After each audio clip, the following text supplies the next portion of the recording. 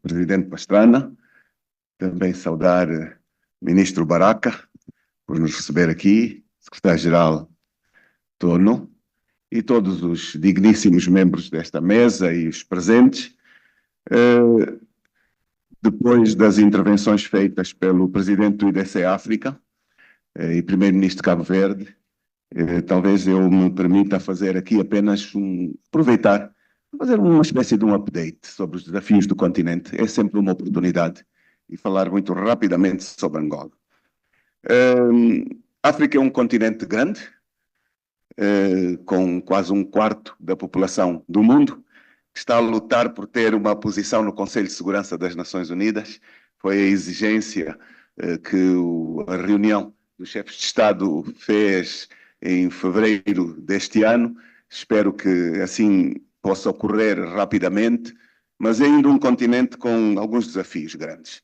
Desafios de estabilidade democrática, desafios de desenvolvimento, desafios de luta pelo Estado de Direito e temos a este nível tido alguns problemas. Nós tivemos este ano um episódio que é importante partilhar aqui. A África tem 5 regiões. África do Norte, África do Leste, África do Oeste, África Central e África do Sul. E estas regiões partilham responsabilidades comuns e dos seus órgãos. A União Africana, que lidera, tem também o Parlamento Pan-Africano, que é um órgão extremamente importante e que não tem ainda deputados permanentes neste Parlamento. São deputados de cada país que, algumas vezes por ano, representam um Parlamento Pan-Africano. Nós tivemos recentemente a eleição de 3 vagas que existiam no Parlamento Pan-Africano, nomeadamente o seu presidente, que coincidentemente é da região austral de que faço parte, e onde nós disputamos uma batalha muito grande há 3 semanas, de procurar mudar uma lógica que existe naquele espaço, e eu trago este assunto para tentar sensibilizar um pouco esta mesa e também os nossos companheiros africanos para a absoluta necessidade de nós partilharmos objetivos comuns. Aquilo que nos traz até aqui, enquanto IDC, não é um acaso. Valores comuns, valores políticos, acima de tudo, mas às vezes eles não estão verdadeiramente sempre em cima da mesa. Na África Austral há um conjunto de países, ex-países comunistas. No passado, hoje é difícil chamá-los como tal, porque são quase todos, enfim, perderam as referências a este nível, são quase todos liderados por capitalismo selvagem, mas que trabalham todos juntos nos objetivos.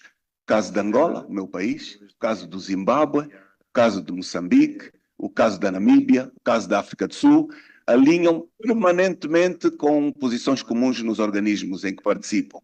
E nós disputamos a eleição do presidente do Parlamento Pan-Africano no sentido de trazer uma oxigenação, um oxigênio novo à liderança daquele espaço da região e perdemos por um voto, infelizmente. O presidente do Parlamento Pan-Africano foi reeleito, estava suspenso, e foi reeleito o anterior, que estava suspenso porque houve eleições no Zimbábue, também porque tinha acusações de corrupção, porque a União Africana o acusou de mudar os estatutos do Parlamento em seu proveito, e ainda assim foi de novo eleito, entre aspas, por um lobby de países que conduzem interesses comuns. Trago este elemento porque nestes interesses comuns encontram-se também interesses do mundo real. Hoje, por exemplo, se vou caracterizar, existe um virar de costas completo entre a África do Sul, país de referência fundamental, e os Estados Unidos. Completamente de costas viradas.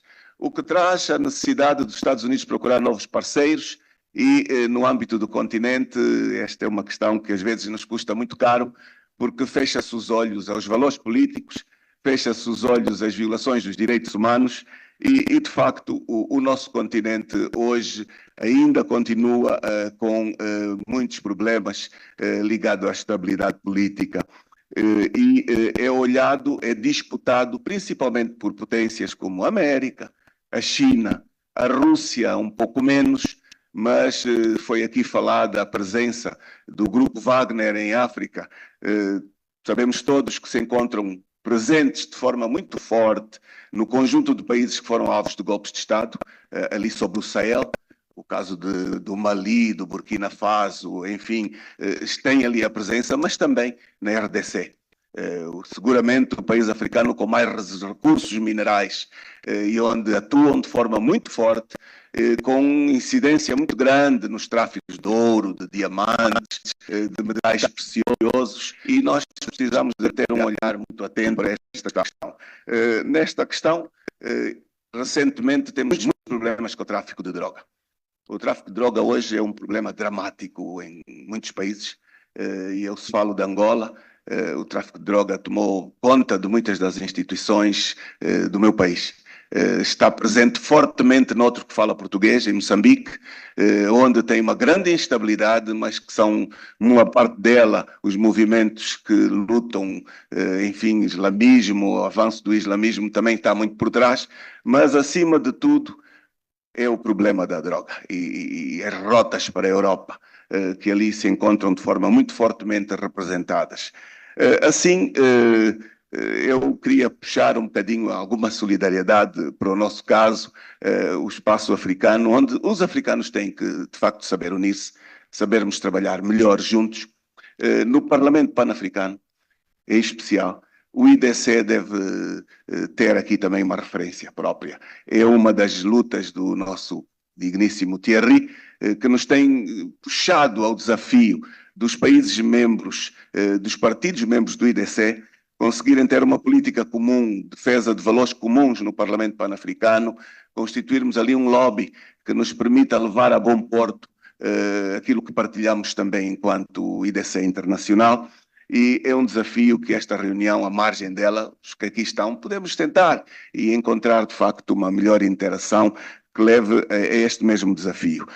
Eu não quero estender muito mais, mas dizer que há muitas eleições no continente, também este ano.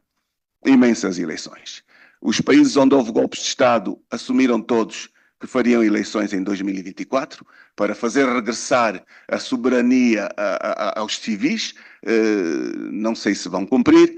Tivemos recentemente eleições no Senegal, onde todos nós ficamos muito satisfeitos, porque nós vimos a coragem do presidente do Tribunal Supremo opor-se a atentado que estava a ser feito pelo presidente em exercício na altura, ou melhor, o presidente do país na altura, que recusou realizar eleições nos períodos em que ele deveria fazê-lo, mas onde a sociedade civil, nomeadamente as igrejas, desempenharam um papel relevante, envolveram-se, levantaram a sua voz, deram coragem ao Poder Judicial. E o Poder Judicial opôs-se às decisões do Presidente da República. E assim houve eleições e temos hoje um governo civil ali instalado, o que é positivo. Em Angola, nós temos também este grande risco.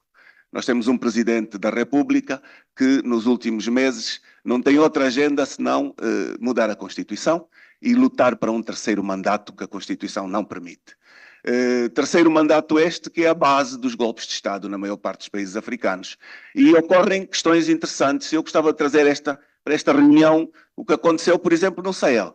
Nós vimos no Sahel alguns golpes de Estado, em países onde, por exemplo, eu chamo isto de propósito, onde o secretário de Estado americano tinha passado há 2, 3 meses antes, onde há bases militares americanas e onde, quando os militares fizeram o golpe de Estado, as populações vinham com bandeiras russas a apoiar os militares. Isto devia fazer refletir um bocadinho, um pouco o mundo ocidental sobre esta realidade, porque aparece a Rússia a apoiar os que atentaram contra os que violaram as constituições. Isto é algo que devia fazer refletir. Aqueles militares justificaram os golpes de Estado pelas buscas dos terceiros mandatos, pelas violações constitucionais. E aparece a Rússia como apoiante extraordinária dos golpistas apoiados pelas populações. Então, este elemento, para quem está hoje no Parlamento Europeu, por exemplo, para quem está sentado a esfiar governos democráticos, devia refletir um bocadinho, porque são questões muito sérias. e que nós enfrentamos, no caso de Angola, de forma muito grande. Teremos resolução amanhã sobre os aspectos que nos preocupam, mas os aspectos principais são, sem dúvida, estabilidade democrática, Estado de Direito, violação dos direitos humanos, desenvolvimento, onde, neste aspecto, a China continua a liderar o financiamento aos países africanos e, no caso do continente africano, Angola lidera com quase 50% do déficit, da dívida para com a China, tem Angola. É o país que mais deve à China. E, portanto, foi apenas aqui uma pequena introdução para tentar partilhar um pouco os desafios de um continente que é grande, onde se concentram muitos recursos de uma população que está quase num 1,2 bilhões de pessoas, mas onde os problemas da imigração estão na agenda do dia a dia. Muito obrigado.